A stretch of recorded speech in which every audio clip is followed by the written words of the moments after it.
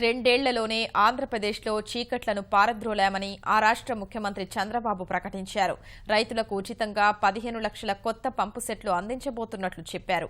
పేదరికం లేని సమాజ స్థాపనే లక్ష్యమని, వేసే ప్రతి అడుగు, చేసే ప్రతి ఆలోచన పేదల కోసమేనని స్పష్టం చేశారు. కష్టాల్లో ఉన్న రాష్ట్రాన్ని గట్టెక్కించేందుకు నిత్యం శ్రమిస్తూ ఉంటే వర్గాలు, వర్ణాల పేరుతో చిచ్చుపెట్టే కుట్రలు సాగుతున్నాయని, ప్రజలంతా గట్టిగా తిప్పికొట్టాలని పిలుపునిచ్చారు. రాష్ట్ర విభజనతో జరిగిన అన్యాయానికి కుంగిపోకుండా ధైర్యంతో ముందడుగేద్దామంటూ కడప మహాసంకల్పం వేదికగా ప్రతినబూనారు. రాష్ట్రంలో తెలుగుదేశం ప్రభుత్వం అధికారం చేపట్టి రెండేళ్లు పూర్తయిన సందర్భంగా కడపలో మహాసంకల్పం కార్యక్రమాన్ని ఘనంగా నిర్వహించారు. భవిష్యత్ లక్ష్యాల్ని నిర్దేశిస్తూ ప్రజలతో ముఖ్యమంత్రి మహాసంకల్ప ప్రతిజ్ఞ చేయించారు.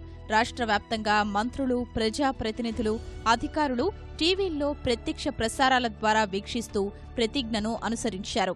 మన రాష్ట్ర సర్వతోముఖ వికాస సాధనకు 13 జిల్లాల సమగ్ర అభివృద్ధికి ఈరోజు నేను మహాసంకల్పాన్ని చేస్తున్నాను. రెండేళ్ల క్రితం జరిగిన అన్యాయాన్ని తట్టుకొని, అవమానాల్ని దిగమింగి కసితో రాష్ట్రాన్ని అభివృద్ధి వైపు తీసుకెళ్తున్నట్లు ముఖ్యమంత్రి చెప్పారు. విద్యుత్ రంగంలో సాధించిన విజయాల్ని ప్రజలకు అంకితమిచ్చారు. సాంకేతిక సాయంతో వ్యవస్థను పూర్తిగా మార్చేసిన విషయాన్ని గుర్తు చేశారు. రైతులకు 15 లక్షల పంపు సెట్లు ఉచితంగా అందిస్తున్నట్లు ప్రకటించారు. 2 సంవత్సరాల్లో 100% కరెంట్ ఇవ్వగలిగాం. రాష్ట్రంలో ఏ ఇల్లు కూడా కరెంటు లేదనకుండా కరెంట్ ఇచ్చిన ఘనత దేశంలో మొట్టమొదటి రాష్ట్రం ఆంధ్రప్రదేశ్ రాష్ట్రం అని చెప్పి కూడా నేను మీకు తెలియజేస్తున్నా. రాష్ట్రంలోని 15 లక్షల నాసి రకం వ్యవసాయ పంప్ సెట్లని ఆధునిక సాంకేతిక పరిజ్ఞానం తయారైన అత్యంత నాణ్యమైన 5 స్టార్ ఎనర్జీ ఎఫిషియెంట్ వ్యవసాయ పంప్ సెట్లతో మార్పిడి చేస్తున్నాం. 2 లక్షల ఎనర్జీ ఎఫిషియెంట్ పంప్ సెట్లని రైతులకు అందిస్తున్నాం. వీటికి సంబంధించి రైతుపై పైసా భారం పడకుండా దాదాపు 50,000 రూపాయలు విలువ చేసే ఈ పంప్ సెట్లని నా రైతులకు అందరికీ ఉచితంగా అందిస్తున్నాం. క్లిష్ట పరిస్థితుల్ని అధిగమిస్తూనే ప్రభుత్వం అమలు చేస్తున్న రైతు రుణమాఫీ, పింఛను సహా ప్రభుత్వం చేపట్టిన బృహత్తర పథకాల్ని చంద్రబాబు వివరించారు. కేంద్రానికి, పొరుగు రాష్ట్రానికి తాను భయపడుతున్నారని విపక్షం చేస్తున్న విమర్శల్ని తిప్పికొట్టారు. ప్రత్యేక హోదా సహా విభజన హామీల్ని సాధించుకోవడంలో ఎక్కడా రాజీ లేదని తేల్చి చెప్పారు. విభజన చట్టంలో పెట్టిన అన్ని కూడా చేయాలి. రాజ్యసభలో ఇచ్చిన హామీ ప్రత్యేక హోదా, దాన్ని కూడా నెరవేర్చాలి. ప్రత్యేక హోదా వస్తే కేంద్రం ఇచ్చే పథకాల్లో 90% గ్రాంట్ వస్తుంది, 10% మనం పెట్టుకోవాలి. విదేశాల నుంచి వచ్చే ఈఏపీ ప్రాజెక్టులకి 90% గ్రాంట్ ఇస్తారు, 10% మనం పెట్టుకోవాలి. ప్రత్యేక హోదా వస్తే కేంద్రం ఉదారంగా నిధులిస్తే దానివల్ల రాష్ట్రం బాగుపడుతుంది. పక్క రాష్ట్రాలతో సమానంగా ఆర్థికంగా పైకొచ్చే వరకు కేంద్రం చేయూతనివ్వాల్సిన అవసరం ఉంది. పోలవరం ప్రాజెక్టు ఆంధ్రప్రదేశ్కి ఒక వరం, దీన్ని పూర్తి చేసుకోవాలి. రాష్ట్రంలో అన్ని వర్గాలు ఆనందంగా ఉండాలన్నదే ప్రభుత్వ లక్ష్యమని సీఎం స్పష్టం చేశారు. సాంకేతికతతో అవినీతికి అడ్డుకట్ట వేశామన్నారు.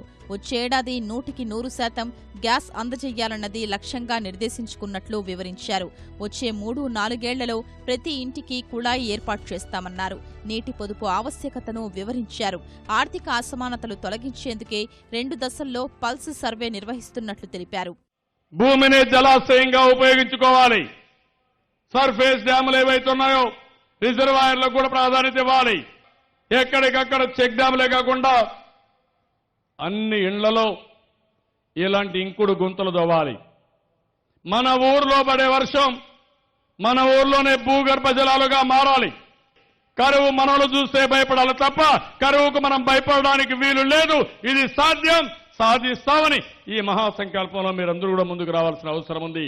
ఈ నెల 20వ తారీఖు నుంచి మళ్లీ నెక్స్ట్ మంత్ 5వ తారీఖు నుంచి రాష్ట్రంలో ప్రతి ఒక్క ఇంటికి అధికారులు వస్తారు. మీ ఇంటికి వచ్చి మీతో మాట్లాడి డేటా అంతా సేకరిస్తారు. ఈ సేకరణ రాబోయే రోజుల్లో ఆర్థిక అసమర్థత తగ్గించడం, అది తగ్గించడానికి ముందుకు పోతున్నాం. రాష్ట్రంలో యువత నన్ను చూసి ముందుకు వచ్చారు. బాబు వస్తాడు, జాబు వస్తుందని పెద్ద ఎత్తున ప్రచారం చేశారు. ఇప్పటికి కూడా నేను కట్టుబడి ఉన్నానని మరొకసారి మీ అందరికీ తెలియజేస్తున్నా. రాజకీయాల లక్ష్యం ప్రజాహితమే తప్ప అభివృద్ధిని అడ్డుకునేలా ఉండరాదని చంద్రబాబు హితవు పలికారు. అవినీతి కేసుల్లో పీకల్లోతు కూరుకుపోయిన వ్యక్తి తమపై బురద జల్లడం విడ్డూరంగా ఉందన్నారు. ప్రాంతాలు, కులాలు, మతాల మధ్య చిచ్చుపెట్టే కుట్రల్ని గట్టిగా తిప్పికొట్టాలని ప్రజలకు పిలుపునిచ్చారు. ఈ వ్యక్తి 11 కేసుల్లో 43,000 కోట్ల రూపాయల అవినీతి జరిగిందని సిబిఐ నిర్ధారణ చేస్తే, అలాంటి వ్యక్తి రాజకీయ ముసుగులో ఒక ప్రజలు ఎన్నుకున్న ముఖ్యమంత్రిని ఇష్టం వచ్చేట్టు మాట్లాడితే ఎంత బాధేస్తుందో మీరే ఆలోచించమని మిమ్మల్ని కోరుతున్నా. తునిలో కాపులందరూ కలిసి అక్కడ రిజర్వేషన్ల కోసం సమావేశమయ్యారు.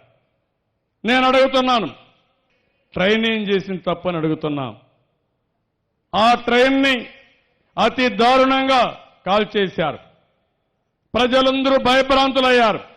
దానికి కారణం ఆలోచిస్తే ఇక్కడి నుంచి ఇతనే మనుషులు పంపించి లాలోచిపడి ఇలాంటి దుర్మార్గమైన కార్యక్రమాలు చేసే పరిస్థితికి వచ్చారు. ఇకపై ఆ అంటే అమరావతి, ఆ అంటే ఆంధ్రప్రదేశ్, పా అంటే పట్టిసీమ, కా అంటే కడప అని అందరూ స్మరించేలా రాష్ట్రాన్ని తీర్చిదిద్దుతామని సీఎం ప్రకటించారు.